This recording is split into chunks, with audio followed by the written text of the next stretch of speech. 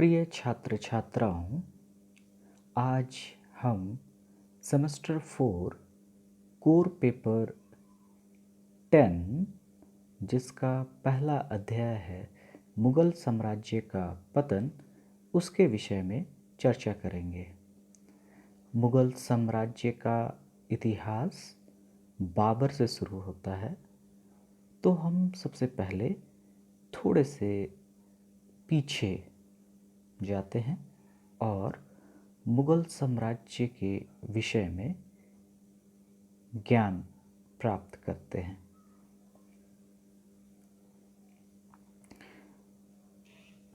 जैसा कि हम सभी जानते हैं कि मुगल साम्राज्य की नींव बाबर ने रखी थी।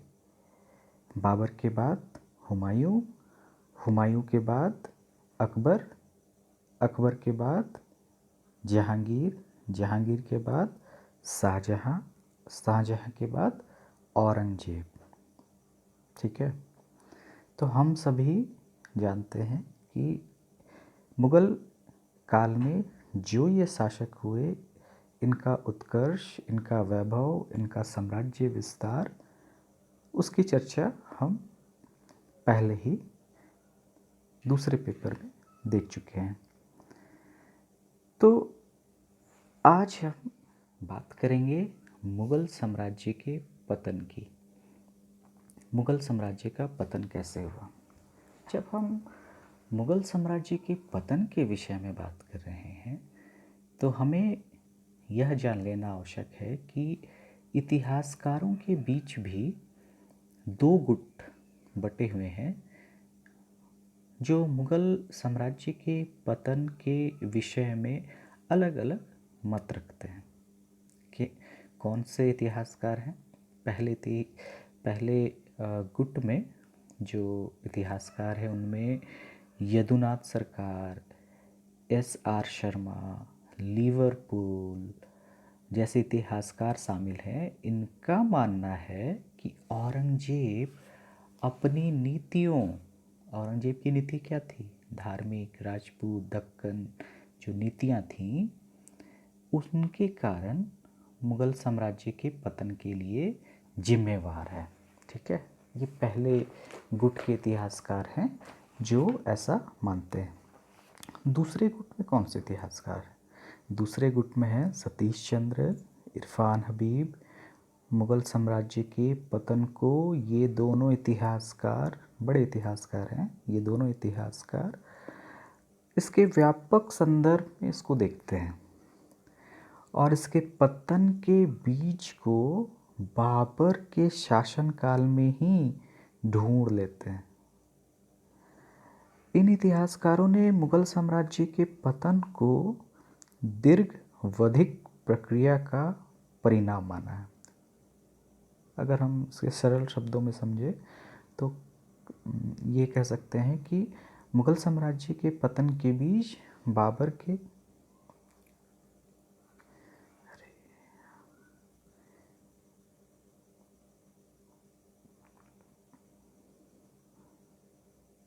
बाबर के समय में ही बीज इसके बोए जा चुके थे। ठीक है, तो हम एक एक करके अब इसके कारणों को देखेंगे कि मुगल साम्राज्य के पतन के क्या क्या कारण थे। सबसे पहले देखेंगे औरंगजेब की नीति। अब यहाँ पे इतिहासकारों में हमने देखा कि मतभेद है। उनके जो विचार है, उनके अनुसार औरंगजेब की नीति जो रही थी, उसकी वजह से मुगल साम्राज्य का पतन जो था वो अवश्यंभावी हो गया था। इतिहासकारों ने माना है कि औरंगजेब की कुछ ऐसी नीतियाँ थीं जो गलत थीं और जिसके लिए औरंगजेब स्वयं उत्तरदायी था, और बाद में वे कारण जिसके लिए औरंगजेब के अलावा भी जो परिस्थितियाँ या फिर जो कारण थे वो भी जिम्मेवार थे, उसके विषय में भी हम चर्चा करेंगे। हम सबसे पहले देखेंगे औरंगजेब की नीति। अब औरंगजेब की नीति के के बारे हम बात करेंगे तो उसकी नीतियाँ बहुत व्यापक थीं। जैसे कि उसकी साम्राज्यवादी विचारधारा, असहिष्णुता और धर्मांधता, दूरदर्शिता, औरंगजेब की दमनकारी नीति, उसकी धार्मिक नीति और संदेह करने की प्रवृत्ति। औरंगजेब के विषय में कहा जाता है कि वो अपने साम्राज्य का विस्तार करना चाहता था और जिसकी वजह से उसने कई राज्यों को, विशेषकर दक्षिण के राज्यों को अपने राज्य में मिलाने का प्रयास वो अपने जीवन काल में करता रहा और यही उसकी भयंकर भूल थी। दूसरा कारण भी था कि औरंगजेब को इतिहासकारों ने असहिष्णु माना है। उसकी धार्मिक नीति को मुग़ल साम्राज्य के पतन के लिए प्रमुख रूप से जिम्मेवार माना है। फिर उसकी दूरदर्शिता। दूरदर्शिता का मतलब क्या होता है? दूरदर्शिता यानी कि भविष्य के लिए सोचने वाला व्यक्ति, लेकिन यहाँ पे औरंगजेब को दूरदर्शी माना गया है, यानी कि उसने भविष्य के लिए कोई योजना तैयार नहीं की, तो ऐसा माना गया है। औरंगजेब की दमनकारी नीति। औरंगजेब की जो नीति थी उससे जो अन्य समुदाय के लोग थे जैसे जाट, सिख, ये सभी मुग़ल साम्राज्य के शत्रु बन गए और इन्होंने औरंगजेब और मुग़ल साम्राज्य के नीतियों के प्रति विद्रोह करना शुरू कर दिया। तो औरंगजेब की धार्मिक नीति भी बहुत हद तक इसके लिए जिम्मेवार थी। और अगर हम एक कंपेयर करें,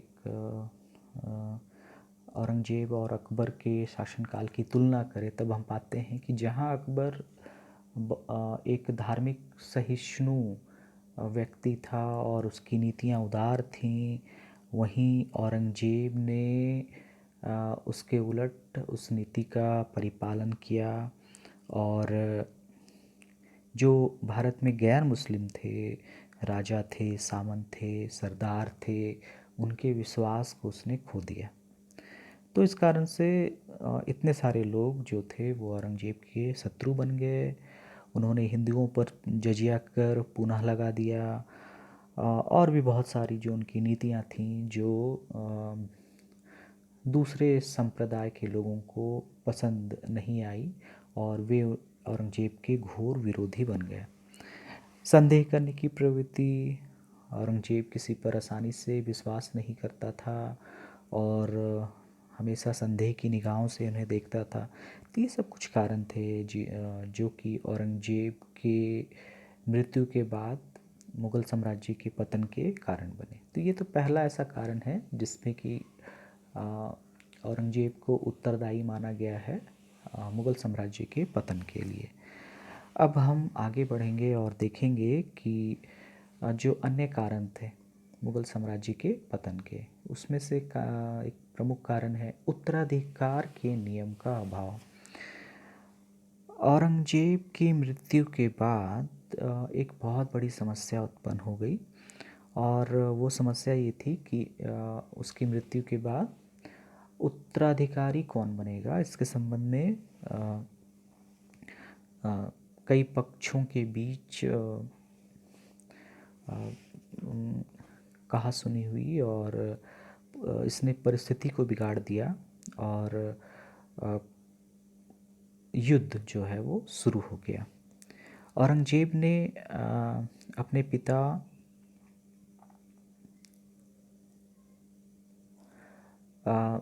के साथ जैसा किया था। औरंगजेब का जब हम इतिहास पढ़ते हैं तो उसमें पाते हैं कि उसने अपने पिता शाहजहां को बंदी बना लिया था और अपने पिता के साथ उनके अंतिम दिनों में अच्छा व्यवहार नहीं किया था। वैसा ही औरंगजेब के साथ भी हुआ और औरंगजेब के पुत्रों ने भी अपने पिता का अनुकरण किया और 18वीं शताब्दी में उत्तराधिकार के युद्ध पहले से भी अधिक भयानक हो गए और इसके कारण से साम्राज्य में अशांति फैल गई। इससे धन जन की हानि हुई और कई सैनिक इस युद्ध में मारे गए। प्रशासन के क्षेत्र में भी इन युद्धों का बुरा असर पड़ा और अगर सभी शहजादे जो थे वो मुग़ल साम्राज्य को संभाल कर रखते तो शायद ऐसी परिस्थिति नहीं आती। इसके बाद हम अगले पॉइंट पे बढ़ेंगे और मुग़ल साम्राज्य का जो तीसरा महत्वपूर्ण कारण है वो है कमज़ोर उत्तराधिकारी। अगर हम बाबर से लेकर औरंगज़ेब तक के बीच जितने भी शासक हुए उनके विषय में बात करेंगे तो उनकी प्रतिष्ठा के संदर्भ में किसी प्रकार का संदेह नहीं किया जा सकता है, कुछ अपवादों को छोड़कर। लेकिन औरंगज़ेब की मृत्यु के बाद जो भी उत्तराधिकारी हुए जिन्होंने शासन की बागडोर अपने हाथों में रखी वे उतने प्रभावशाली नहीं हुए। मुग़ल वंश के प्रथम 6 बादशाह जो थे वो योग्य थे, परंतु औरंगज़ेब के बाद जो भी शासक हुए वे विलासी थे, आलस्य थे, कमज़ोर थे। ये मुग़ल शासक स्वेच्छाचारी, निरंकुश, एकतंत्र थे और जिनमें बादशाह के बहुत अधिक गुण विद्यमान नहीं थे। मुग़ल साम्राज्य में जब तक योग्य शासक रहे तब तक शासन तंत्र व्यवस्थित रहा, लेकिन जैसे ही औरंगज़ेब के बाद निकम्मे बादशाह गद्दी पर बैठे, जो व्यवस्थाएं पूर्व में बनाई गई थी वे सारी व्यवस्थाएं छिन्न भिन्न होने लगी। अब हम आगे देखेंगे चौथा, अमीरों की दलबंदी।